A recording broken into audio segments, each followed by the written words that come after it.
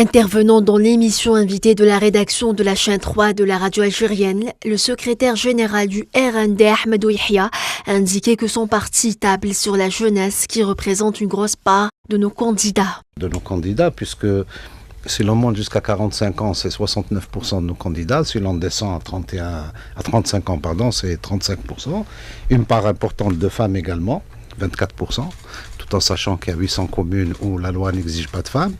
Niveau universitaire, présent sur 90% des têtes de liste. Et surtout, une opération de collecte des candidatures réalisée au niveau local. Nous avons décentralisé jusqu'à la commune, c'est-à-dire les structures du parti au niveau communal ont travaillé avec les militants et ont travaillé avec la population. Donc avec tout ça, nous espérons bien sûr faire mieux qu'en 2012. Et concernant le programme du RND, avoir des assemblées qui soient au niveau du développement local. Si vous regardez, parce qu'on peut faire ce parallélisme, le gouvernement vient dans sa loi de finances avec un énorme effort pour le développement local. Il faut donc qu'il y ait des communes capables de le gérer au mieux cet effort, programme communaux de développement, programme Sud, programme au plateau. À la question quelles sont les conséquences du recours au financement non conventionnel sur l'économie du pays, Ahmadou Yahya répond. Jusqu'à l'heure où nous parlons, il n'y a pas encore de mise en place du financement non conventionnel. Le dinar glisse, il glissera autant tant que nos réserves baisseront, d'où nécessité de fermer de plus en plus les portes dans notre commerce international pour importer autant que nous gagnons comme recettes extérieures. Quattro, d'évaluation du pouvoir d'achat des citoyens.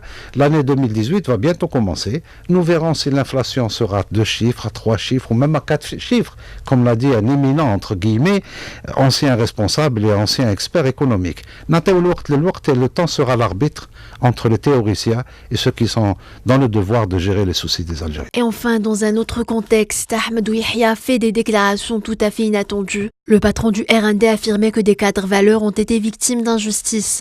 La pire d'entre elles, estime-t-il, c'est la procédure judiciaire qui a eu raison de l'ex-ministre de l'énergie Chakib Khli. Selon lui, c'était là une terrible injustice. Le patron du RND est également intervenu pour soutenir le ministre des Affaires étrangères, Abdelkader Msahel, qui accusait le Maroc de blanchir l'argent du hashish dans les banques africaines. Il a insisté sur le fait que son parti apporte un soutien sans réserve à la diplomatie algérienne.